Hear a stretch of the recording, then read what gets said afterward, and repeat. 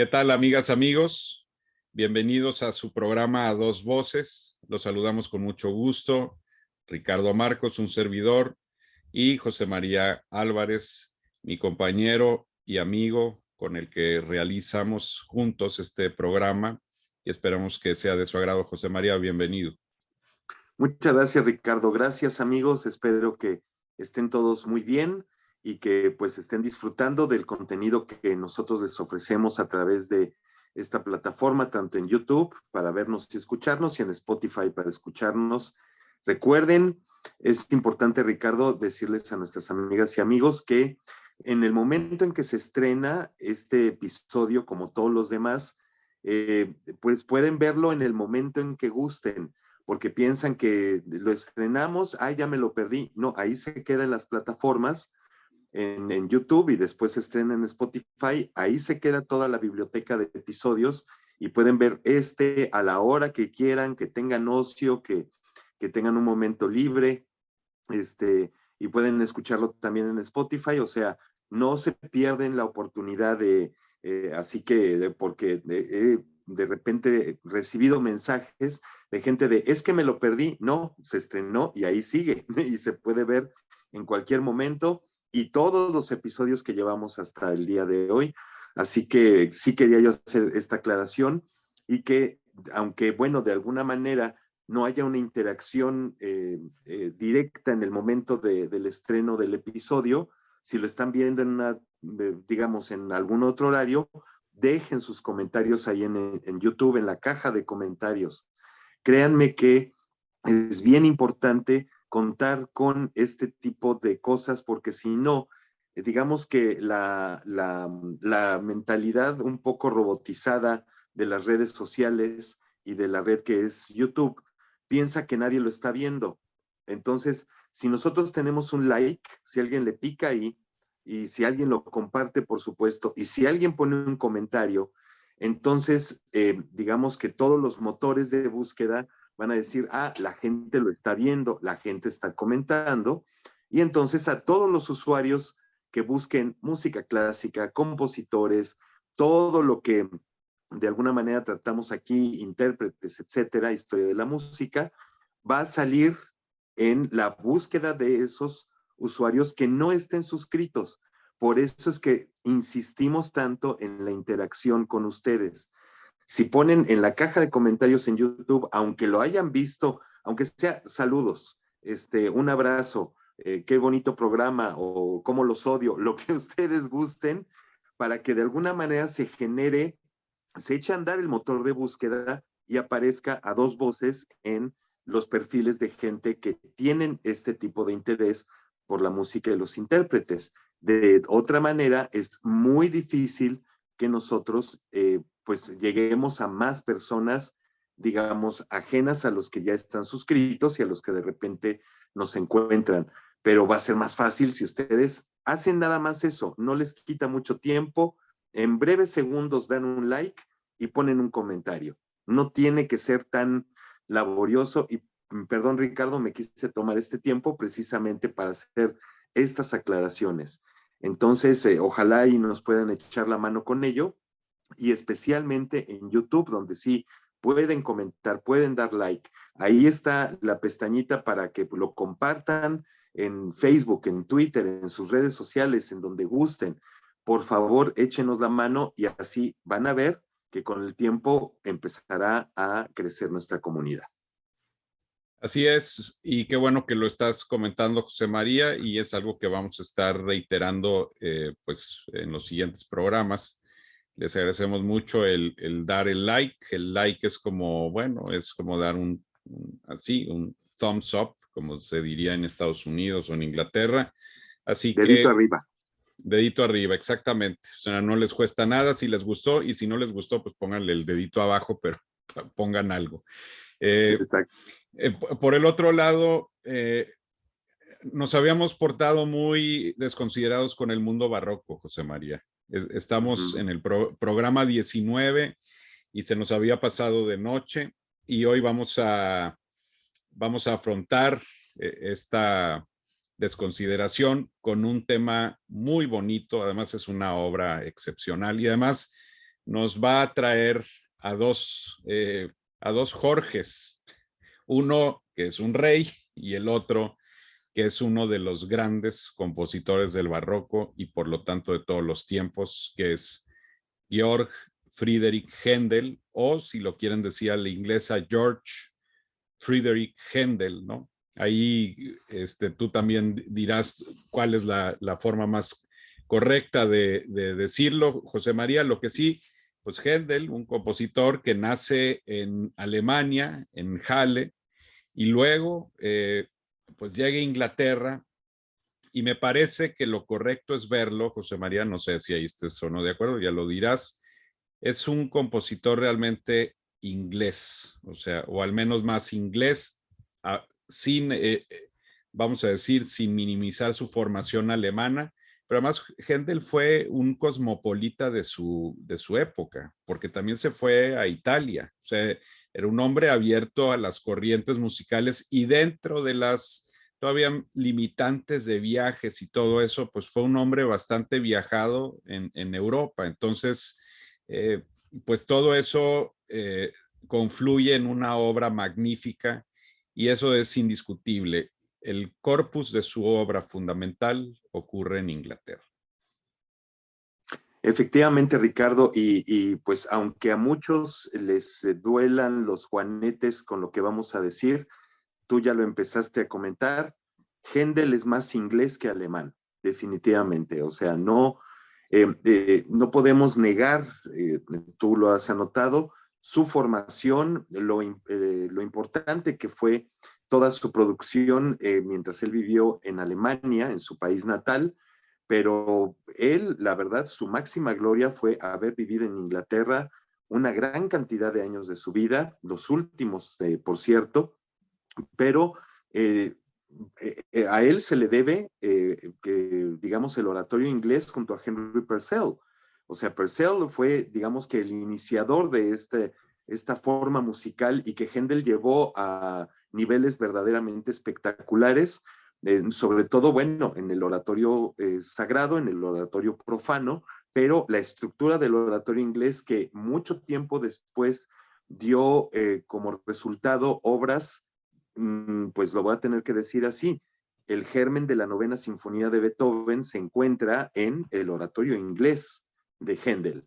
Entonces, está mucho, digamos, ese movimiento coral eh, evoca mucho la forma del oratorio inglés, cómo la concibió Händel. Sí, digamos que el iniciador fue Purcell, pero quien le dio toda la redondez al género fue Händel, y toda la demás música que él escribió para la realeza o no para la realeza es verdaderamente muy importante. Así que yo siempre he luchado porque él nació Georg Friedrich Händel y murió George Friedrich Handel. Así que no es de que yo lo diga, no es que lo digan los musicólogos, el mismo Händel así lo quería, y si uno visita su tumba en la abadía de Westminster, ahí uno puede ver el nombre en inglés con el cual él firmó hasta el final de su vida. Así que creo que Händel e Inglaterra son verdaderamente, vaya, es un binomio que no se puede romper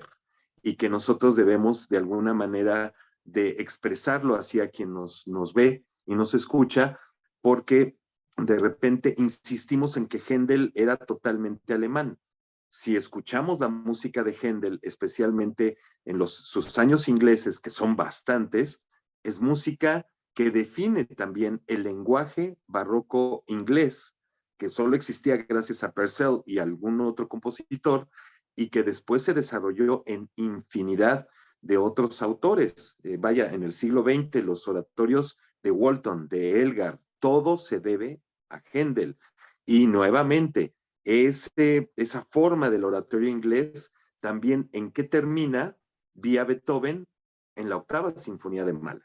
O sea, hay muchas cosas por las cuales debemos de reconocer a Händel como uno de los genios más importantes en el barroco. No se vayan a enojar, si ahí está Vivaldi, si ahí está Bach, en algún momento hablaremos de ellos dos, pero ahorita, como tú ya bien lo dijiste, aquí es la relación entre dos Jorges. Así es, y Dos apuntes antes de abordar ya de lleno el tema de hoy. El primero es que Händel es de estos compositores barrocos que nunca cayeron en la oscuridad. O sea, desde que su música salió, fue interpretada. Y ahí está el Mesías de Händel, que se seguía interpretando durante todo el siglo XIX hasta la actualidad. Y compositores como Mozart admiraron la música de Händel. Beethoven conocía la música de Händel. Nunca hubo ahí un espacio de oscuridad como pasó con otros compositores del barroco. ¿Cómo va? El otro punto es, sí, se ve muchas veces a Bach como el dios padre de la música y del barroco, y la verdad, con todo respeto, Händel en lo suyo es igualmente un inmenso compositor.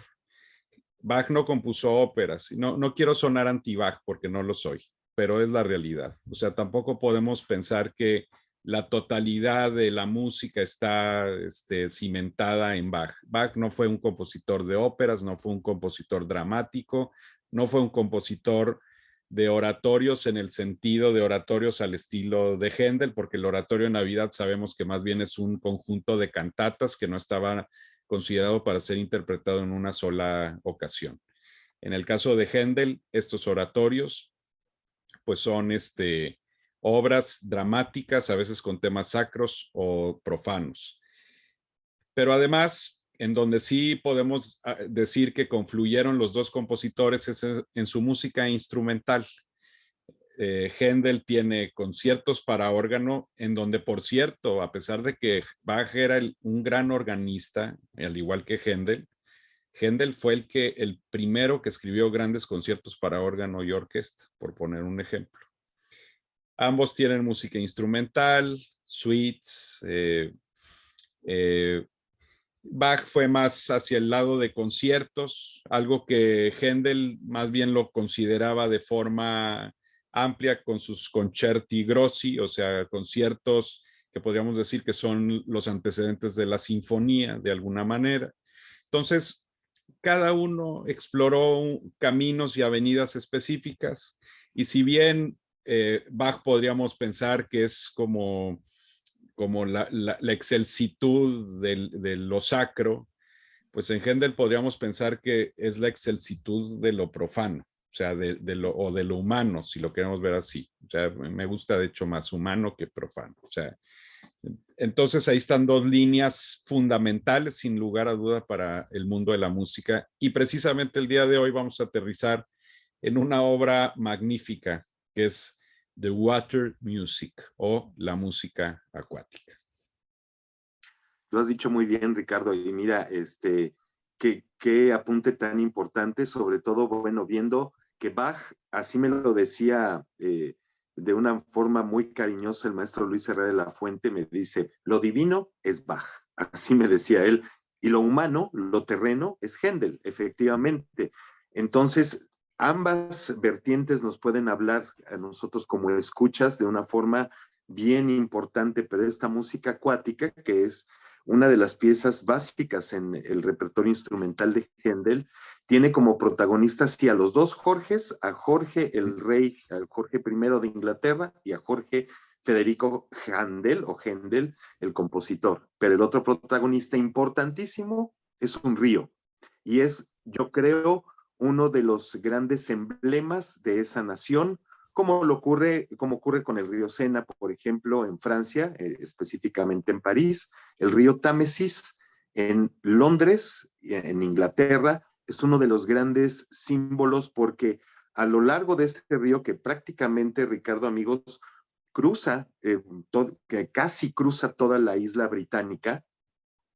Entonces, pues ahí ha ocurrido absolutamente de todo, desde batallas, pestes, pandemias, cosas terribles, glamour, celebraciones, todo ha pasado por ese río y es básicamente el punto germinal para esta música que escribió Händel y que bueno, ahorita vamos a platicar de cómo surgió. Así es, y claro, es un río que también recorre a las artes. Hay novelas que también están basadas en el Támesis y evidentemente música que también tiene recolecciones alrededor del Támesis. En el caso de la música acuática de Händel, que podríamos decir que es una de sus obras instrumentales magníficas. Son pocas, hay que decirlo, pero en cantidad me refiero, no en calidad. Podríamos decir que es la música acuática, los concerti grossi, los conciertos para órgano y la música para los fuegos artificiales reales, que es como su última gran obra instrumental en ese sentido. Su vida obviamente está más cargada hacia el lado de la ópera y del oratorio, o de himnos de coronación, etcétera, etcétera, pero la música acuática curiosamente va de la mano con el establecimiento de la Casa Hannover como la Casa Real de Inglaterra, tras la muerte de la reina Ana. Que el primer punto aquí que hay que considerar históricamente es que Händel pues había entrado al servicio de los reyes de Hannover, en este caso del rey Jorge, del que va a ser el Jorge I de Inglaterra, pero primero elector de Hannover. Hay que entender que la Alemania de esa época estaba segmentada en diversos dominios y no había un rey que reuniera las coronas, sino que había electores y luego había algunos emperadores, por ejemplo, en el Imperio Austrohúngaro. Pero eso es otra cosa. Estaban relacionados, había siempre una relación política, económica, hermanada, a veces había confrontaciones, pero lo que sucedía precisamente en esa Alemania era electores en diversas, pues en diversas regiones. Una de ellas era Hannover. Y aquí el elector, en 1710, Händel entra al servicio como maestro de capilla del rey de Hannover, o del elector, perdón, pero dura nada más un año. Sale por alguna razón y esa salida le permite comenzar a hacer sus relaciones en Inglaterra, se relaciona poco a poco con la nobleza y eventualmente llega bajo la protección de la reina Ana.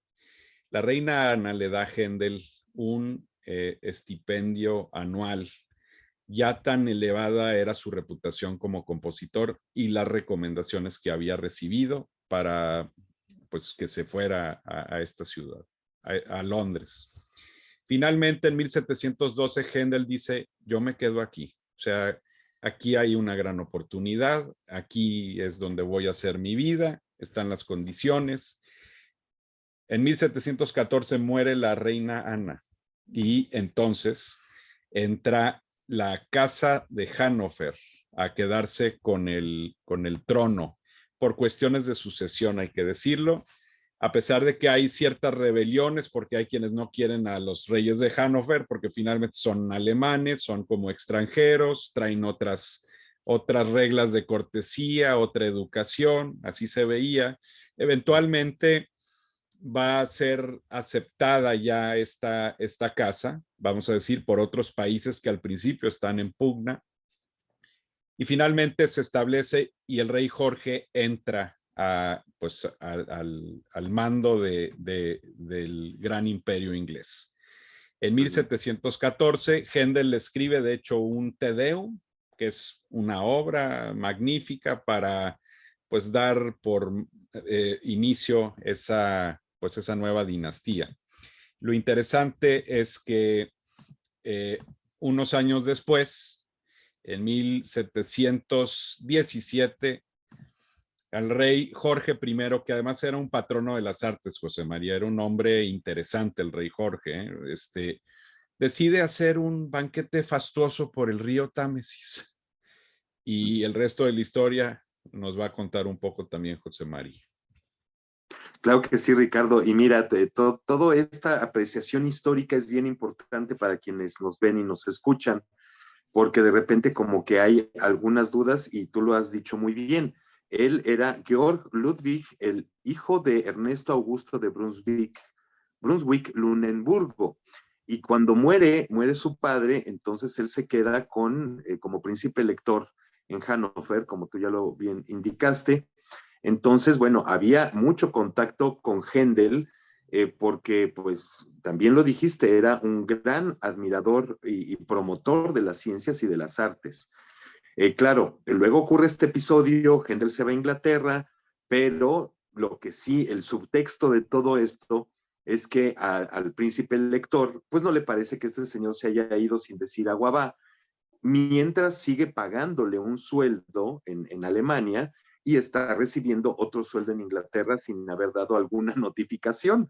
Entonces, claro, cuando él sube al trono en 1714, hay alguna, digamos, algún antecedente de que él dio órdenes expresas de que no quería ver a ese señor entrar en el palacio de St. James, que era el que él ocupaba. Entonces, pues bueno, Händel de alguna manera dijo, maldición, me vine a encontrar, estoy casi saliéndome de su servicio allá en Alemania y me viene a caer ahora aquí en Inglaterra el mismo personaje, pero como tú lo bien anotaste, hubo esa forma como de, bueno, pues es mi trabajo, era un gran hombre de negocios, Händel, eso también hay que decirlo, que era un empresario bien visionario para poder promover sus óperas y oratorios. En ocasiones le iba bien, en ocasiones le iba mal, pero vaya, el hombre tenía dinero porque sabía hacer negocios con su música. Entonces, como un hombre de negocios, había que, pues, limar las asperezas, había que sanear esa relación con el que sería el rey Jorge I. Así que, bueno, le ofreció este Te Deum de coronación y después vino ya totalmente para sanear la relación, pues dijo el rey Jorge, ok, Händel, pues vamos a hacer las paces y ahí te doy este encarguito para justamente ponerle un color muy lindo a este banquete gigantesco, que sería una travesía por el Támesis en su parte londinense, pero Ricardo, amigos, estoy imaginando la capacidad naviera del siglo XVIII, que pues obviamente a lo mejor ahora tú haces 15 minutos de un puente a otro en una embarcación en Londres, ¿cuánto se llevarían? Y sobre todo ir y regresar, ¿no? Entonces, Händel tuvo que escribir una buena cantidad de pequeñas piezas para toda esta celebración, pero en el momento en que ocurrió, pues hubo que repetirlo 3 veces, porque la travesía no terminaba, entonces pues échatelo otra vez, porque todavía no hemos terminado, y es una obra que, a diferencia, por ejemplo, de la música para los reales fuegos de artificio, que también es una suerte de suites de danzas, en este caso es muchísimo más larga en su versión original, es prácticamente una hora de música, Ricardo. Sí, un tema muy interesante y sabes que, o sea, imagínense ustedes, la travesía fue de Whitehall a Chelsea, o sea, lo que abarca hoy esas zonas de la ciudad de Londres, acompañado por nobles y seguido desde barcos, botes y la orilla por curiosos y el pueblo, o sea, que querían ver al rey y mira lo que está haciendo. Y el embajador prusiano en Londres, Friedrich Bonnet, ha dejado un recuento de esta ocasión y dice lo siguiente: junto a la barcaza del rey estaba la de los músicos, que tocaron toda clase de instrumentos, trompetas, trompas de caza, que son los cornos, oboes, fagotes, flautas alemanas transversas, flautas francesas, que son las de pico, violines y contrabajos. Tan contento estaba su majestad que, aunque cada ejecución duró 1 hora, hizo repetir 3 veces, 2 antes y 1 después de la cena.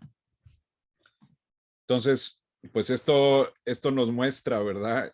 Lo que debió de haber sido la cantidad de músicos que se requería para que una barcaza al lado de otra, pues se pudiera escuchar muy bien la música mientras el rey pasa un gran momento con sus amigos, con su corte, etcétera, etcétera. Lo que es como el déspota ilustrado, ¿no? Todas Ujú. las cosas a su servicio, pero curiosamente una obra maestra de las artes, patrocinada por la aristocracia, vamos a decir, y que nos llega hoy en conjunto a través de varias suites, aunque no es la forma en la que originalmente se escuchó esta obra, como bien lo ha apuntado José María, y el punto es que no se conocen las partituras originales, las que se usaron, digamos, para esa ocasión. Lo que se sabe son las reproducciones que se hicieron posteriormente con Händel de su música y que de alguna forma también permitió añadir cuerdas eventualmente a la música, hacer algunos ajustes, arreglos. Y lo que hoy conocemos en realidad incluyen algunos números que no fueron compuestos expresamente para esa ocasión, algunos sí, pero hay otros que instrumentalmente no hubieran sido posibles bajo las condiciones que se requerían, sobre todo de utilizar más instrumentos de aliento porque pues son más sonoros, pues, por supuesto, todos estos elementos de cornos, etcétera, etcétera, pues se entiende que es una música pues muy sonora, ¿no? Trompetas o oboes, fagotes. Entonces, lo que sí es que es una obra magnífica, José María, Ujú. en cada una de sus suites. Ujú.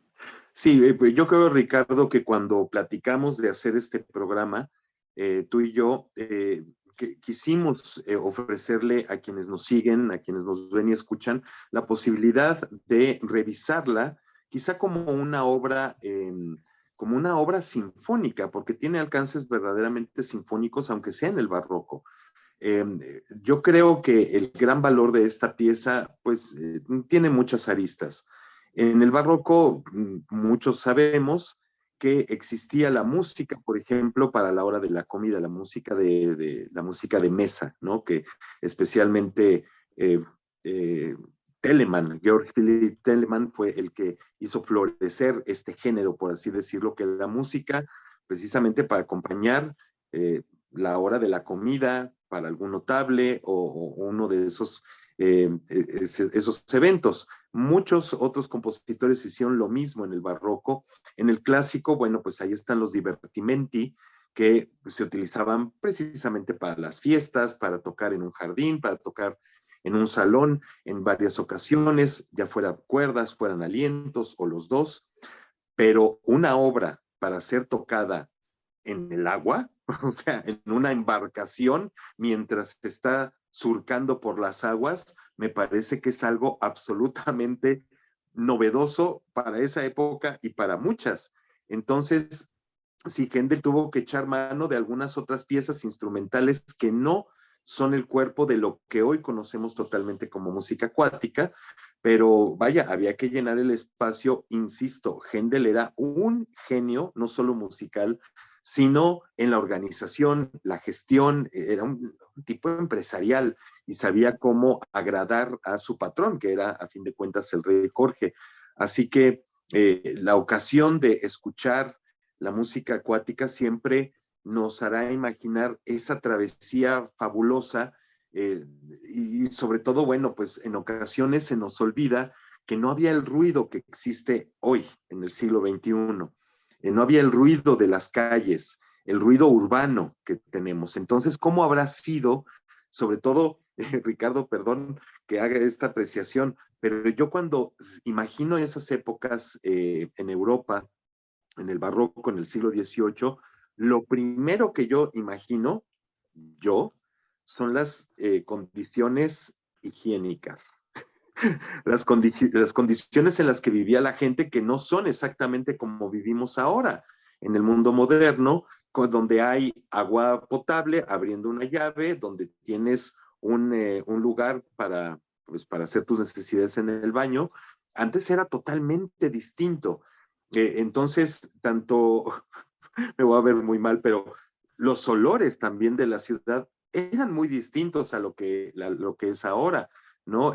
La forma en que era la ciudad, no había luz eléctrica. Entonces, ¿cómo luciría? Yo los invito a hacer también esa reflexión. ¿Cómo luciría la ciudad de Londres y especialmente el Támesis en una ciudad que, bueno, pues no había ni luz eléctrica, ni este tipo de servicios, o sea, y que además, pues todos los vestuarios que llevaba la gente, pues eran para también cubrir un poquito la mala higiene en ocasiones y los malos olores. Siempre me pongo a pensar en lo mismo en estas épocas, en el barroco, en el clásico, cómo habrá sido, porque es, vaya, a fin de cuentas sí son artistas y son cosas que nos elevan a otro plano emocional y espiritual, ciertamente, pero también son humanos, eran humanos y eran situaciones absolutamente reales. ¿Cómo habrá sido? Bueno, eso es lo que yo pienso, ¿no? Y encima de todo eso, una música magnífica para acompañar un banquete. La música acuática el día de hoy está estructurada en 3 suites, una en fa mayor, que diría yo es la más famosa, aunque la verdad todas tienen momentos que quizá los identifiquemos sin saber que es de Händel. Sol mayor y re mayor son las otras 2 suites, o sea, son 3 suites que conforman lo que es la música acuática. Ahora, lo interesante, José María, amigas, amigos, es qué cosmopolita era Händel, porque si hacemos un análisis de estas obras, hay elementos franceses, italianos e ingleses, o sea, sin lugar a duda, ¿no? Hay algunas formas de danza que más bien están reflejan también la popularidad que tenía la música francesa. Piensen ustedes, por ejemplo, en Rameau, en Lully, en algunos otros compositores. La obertura, por ejemplo, pues es una obertura más al estilo francés, podríamos decir, y de pronto hay Bourrée, que es pues es una danza francesa, ¿no? Como bien había dicho José María, es una música que está basada en, pues sí, en formas de danza o incluso en ritmos. Por ejemplo, oberturas, tiene minuetos, ya sabíamos que ese viene más como de Alemania, o al menos es la idea que tenemos del minueto. Un hornpipe, que ese es más inglés, esa danza, si mal no recuerdo, aunque también se podía escuchar en otras latitudes. Está la zarabanda, que la zarabanda estaría más relacionada pues con Italia, por poner un ejemplo, incluso con otros países. Están las gigas, que son francesas, en fin, creo que son espléndidas obras, y lo que se trata de hacer una vez que se recopila es pues ponerlos en contexto de una tonalidad base fundamental y lograr que haya una variedad lógica entre movimiento y movimiento. Aunque también hay que decirlo que de pronto ha habido gente o directores o músicos que han hecho sus propias selecciones cuando no es posible tocar todas las suites en una sola ocasión. Yo soy uno de ellos, porque, bueno, cuando yo trabajé en la Filarmónica de la Ciudad de México, por allá del año 2003, pues yo recibí pues ahora sí que el ofrecimiento de un director inglés joven de venir a México, y era tan entusiasta de decir, si quiere no me pague, eso no significa que yo sea malo, yo me pago mi boleto de avión, yo hago todo lo posible, mire, yo quiero ir a México, yo viví en Perú, hablo bien español. Empecé a ver, bueno, la tecnología en ese entonces no era como lo es ahora, pero traté de revisar su material videográfico con las limitaciones de aquella época. Me pareció un muchacho muy trabajador, y entonces lo invité y le dije, bueno, pues vamos a hacer, hicimos Crown Imperial de Walton, hicimos Sibelius en el mismo concierto, Peleas y Melisande, pero hicimos una suite, él y yo, a distancia, por fax, de la música acuática de Händel, reorganizando muchos de los números y dándole como cierta coherencia. Eso es, digamos, lo fantástico también de esta música, que todas las piezas sueltas las puedes organizar de cierta manera sin que pierdan una coherencia temática, por así decirle, y así lo hicimos. Nos tomamos pues, vaya, hicimos como un atrevimiento por ahí, le metimos bombo al final, cosa que no lleva. pero era muy bonito porque le dábamos unos toques de bombo como que le daba más realce al discurso final. Y bueno, los músicos de la orquesta, si alguno me está viendo en esta ocasión, pues me disculparán, pero la gran mayoría se molestaron bastante y en algún momento llegó a mi oficina el concertino de la orquesta con una partitura en la mano y me dijo, hay que hacer esta versión, no lo que ustedes están haciendo. Y la versión que me trajo en edición Calmus era la de Sir Hamilton Harty, que hizo una orquestación bastante más pesada, o sea, de lo liviano y lo transparente de Händel, que es como si te comieras pues vaya, una cosa, un dulce muy suave, pues él quería que le echáramos paella y fabada y atole a toda la música acuática. Y yo le dije que no y que además era una decisión del director. De hecho, al paso de los ensayos, que se empezó a relajar más la disposición de la orquesta, eso sí hay que decirlo, algunos de los músicos, sobre todo los alientos, dijeron, maestro, le dijeron al director, ¿quiere que traiga mi flauta barroca? O sea, su flauta transversa de madera.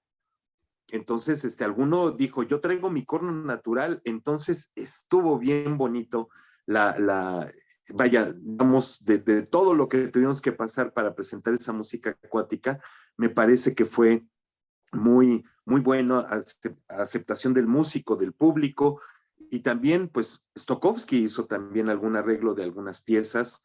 Me parece que Sir Malcolm Sargent también, Sir Henry Wood, y eso pues era básicamente para presentar en los proms, ¿no? En los proms en esta temporada de veraniega de conciertos en Londres, pues para hacer la música barroca, pues pues grandota, como también se le hizo al Mesías, con coros de 2000 personas y con trompetas y trombones y tubas y olvidándonos de pues la esencia original de cómo fue planteada la obra. Sin embargo, bueno, pues habrá quien quiera escuchar esas versiones, está muy bien, pero escuchar el discurso original de Händel lo más apegado a la técnica y a como probablemente se escuchaba en aquellos momentos, yo creo que es muchísimo más lindo, ¿no? Digo, hay, por ejemplo, la música para los reales fuegos de artificio que fue escrito para un ejército, ahí sí, de metales, alientos con veintitantos oboes y no sé cuántos fagotes. Vaya, es muy difícil ponerlo en ese tipo de versiones en concierto, pero la verdad vale la pena de también escuchar a ese Händel con esa gran banda de alientos y de percusión gigantesca, que además, bueno, esa es otra obra, pero pues que cuando se iba a estrenar, ¡pum!, uno de los fuegos de artificio cayó mal, cayó una chispita en el escenario donde se iba a tocar, al aire libre, se empezó a incendiar y nunca se pudo tocar la música de los reales fuegos de artificio, pero esa es otra historia. ¿Qué momentos valdría la pena señalar un poco de las suites, por ejemplo? La suite primera abre con una obertura magnífica, o sea, de gran elegancia, pero podemos pensar en el adagio, en donde la intervención de los oboes es tan seductora. De pronto Händel parece en algunos momentos como prerromántico, si se me permite la expresión, o sea, toca ciertas fibras sensibles. El aire famoso, que es uno de los grandes momentos de la música acuática, con esas intervenciones de los cornos, majestuosas, o sea, y por qué no pensar también, además de los minuetos que están hechos con toda la mano de alguien que conoce esa música, pues está también los hornpipes, que son más bien, son danzas inglesas. Y ahí vemos ya la inclusión de la música digamos, típica de Inglaterra dentro del concepto de una suite que viene más de Francia, hay que decirlo, el origen de la suite, pero por otro lado pasó a todos los países, Italia, Alemania, pero ya vemos Händel dando esos toques particulares y es cierto, esos hornpipes son maravillosos. Y además hay una danza campestre que es el final, que también se le ha llamado como giga, pero en realidad es una danza inglesa campestre y que pues es una forma también de cerrar a la inglesa la tercera de las tres grandes suites que conforman esta música. Por donde Ujú. ustedes le vean, hay momentos pues deliciosos, ¿verdad? O sea, el burré final también de la segunda suite, en fin, y lo interesante es cómo aquí, José María, a veces pensamos, ay no, los grandes orquestadores es Mahler, no, había grandes orquestadores en el barroco bajo las, vamos a decir, estética de su tiempo, que por supuesto no tiene nada que ver ni con el clasicismo, romanticismo y menos posromanticismo.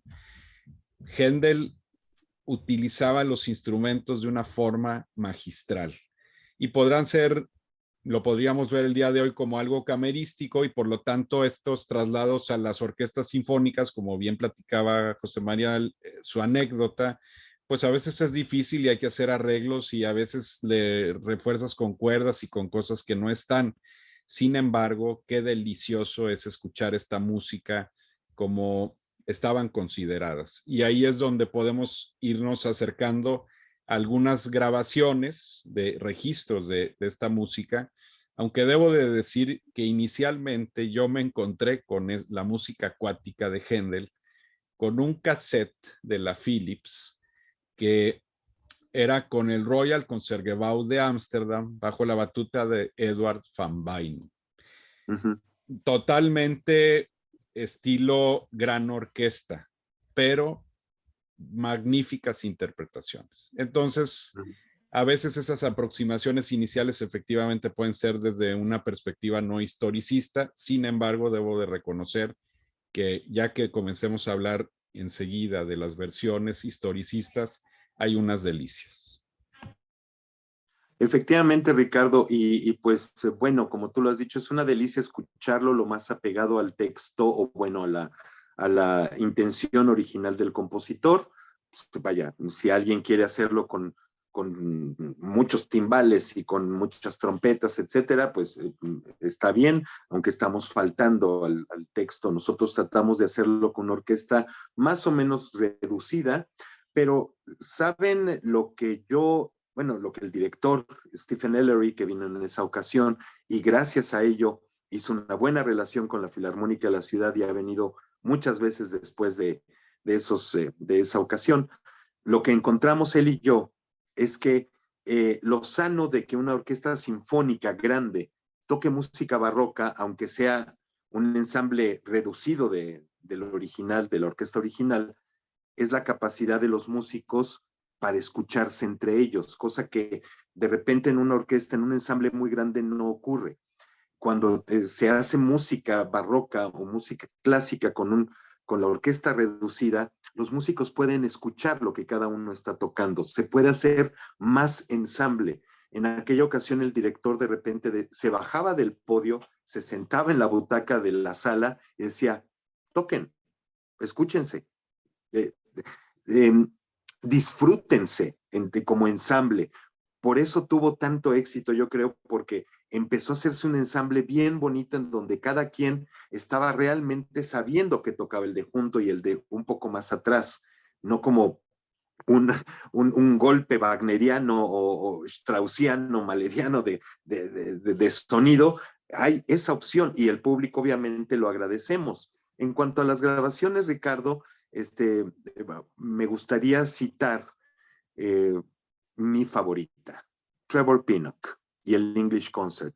Me parece que la grabación más completa que existe, o bueno, por lo menos hasta estos momentos en que fue grabada, ya con tecnología digital, me parece la más completa, la más apegada y sin abusar de lo historicista ni de lo romántico en el discurso. Me parece que tiene un punto medio muy, muy lindo y esa grabación está en Archiv, que bueno, ya la ha reeditado Deutsche Grammophon en varias colecciones. Esa a mí me parece una grabación estupenda. No sé qué opinas tú. Opino que es una maravilla para Händel, ¿eh? Y qué padre que lo estés comentando, y yo lo recomendaría también para muchas otras obras. Hay dos que también particularmente a mí me gustan y con instrumentos antiguos o técnicas antiguas, como quieran ustedes decirlo. Una es esta, de otro de mis favoritos, que es Christopher Hogwood, un músico que yo admiro mucho, aprecio mucho, me tocó verlo en vivo. Eh, es una muy bonita versión. Era de la Decca, de l'Oiseau Lyre, que era como la parte de Archive, pero pues llevada a Decca, y también con instrumentos antiguos, y están muy bien hechas estas versiones. Incluye las 3 suites y que son alrededor de 60 minutos. Para una versión, sin embargo, también moderna y de gran calidad, está la de Le Concert Spirituel con Hervé Niquet. Hervé Niquet es un gran director de orquesta del repertorio barroco, pero que también ya se ha abierto a otras épocas. Me ha tocado también escuchar este ensamble en vivo y es una maravilla. Y este disco, que aquí fue reeditado de una colección que sacó Aguilar, la original me parece que es de Glossa Music, es un sello español. Magnífico, trae también la música para los reales fuegos de artificio y con la orquestación original. O sea, se sacó no sé cuántos oboes, pero esa es otra historia. Sin embargo, la música acuática también. Y además, hay algo delicioso, José María, no sé si estés de acuerdo, amigas, amigos, escuchar estos cornos naturales, aun y que a veces no parecen tener la perfección de los cornos de válvulas, es otra cosa. O sea, y es un gran trabajo técnico interpretarlos, y seguramente muchos amigos que pueden ser cornistas o están relacionados con el instrumento podrán dar fe de eso. Pero escucharlos ya en este contexto de instrumentos antiguos, con los oboes antiguos, con las flautas de pico, etcétera, uf, qué fenomenal sonido. O sea, y como que la música también adquiere un carácter que es original, ¿no? Original me refiero con las intenciones de Händel, lo que él pensaba que podía sonar. Sí, pues la verdad vale la pena escuchar estas versiones y tratar de remontarse a aquella época. Y pues yo también, por ejemplo, recuerdo la versión de Maquerras.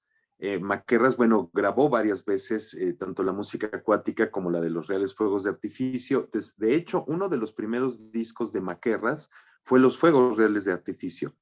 Así que, bueno, acercarnos a las versiones de este gran director, de ese Charles Maquerras, es muy benéfico, tanto de la música de los reales fuegos de artificio como de la música acuática, porque captura, aunque no en esta forma de la interpretación históricamente informada, como se le dice ahora, pero sí con un gran conocimiento de causa del compositor, que es Händel. Así que, bueno, son de mis opciones que a mí la verdad me gustaría sugerir. Entre probablemente hay muchas más. Si alguien quiere escuchar, por ejemplo, las orquestaciones que hizo Stokowski, que no hizo todas las suites, pero hizo algunas selecciones, especialmente este hornpipe.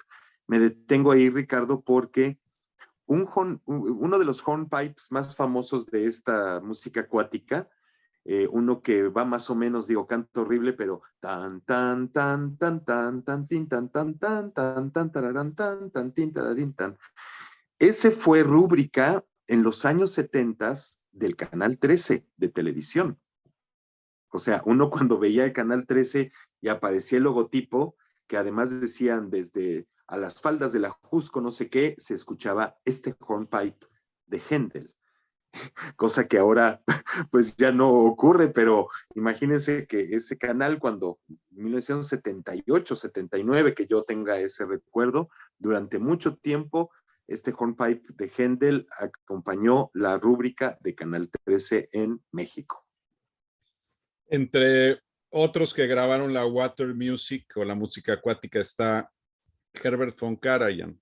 Así que al que quiera ahí escarbarle para ver cómo suena esa versión, pues también está. La grabó en sus épocas de la Filarmonía, si mal no recuerdo.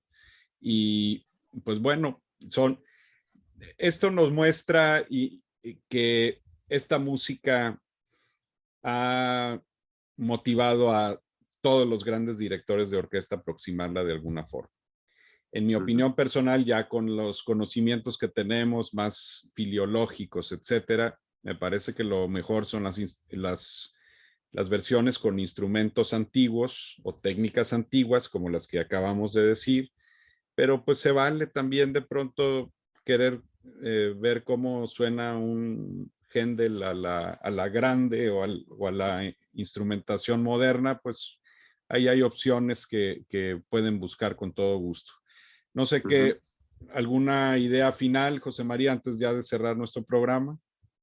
Rápidamente, ¿por qué empezamos el programa diciendo que Georg Friedrich Händel en alemán y George Friedrich Handel en inglés? Lo voy a leer muy rápido, lo tengo aquí. El 11 de junio de 1727, el rey Jorge I murió de apoplejía.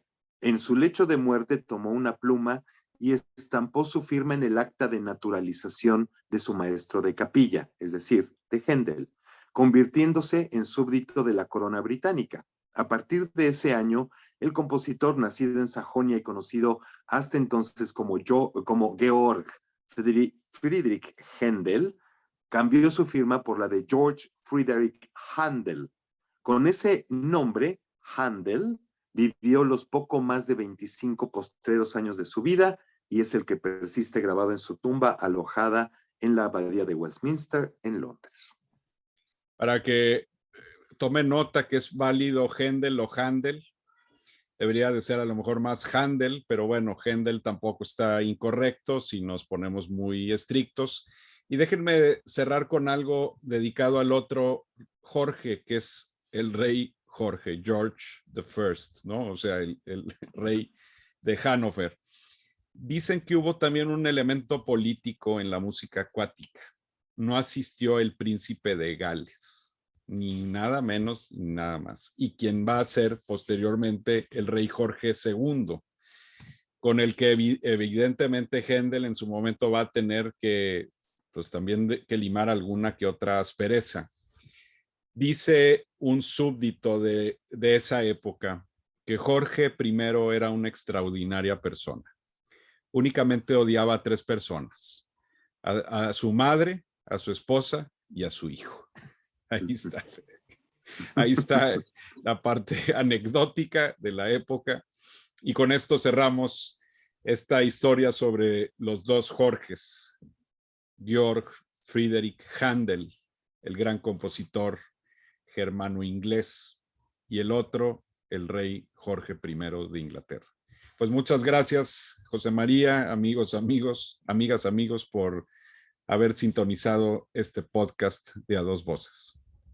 Muchas gracias, Ricardo. Gracias a todos. Recuerden, comenten. Eso nos va a llevar a más gente en todo el mundo. Muchas gracias. Nos vemos y escuchamos en la próxima, Ricardo. Gracias. Con más de la mejor música. Hasta pronto.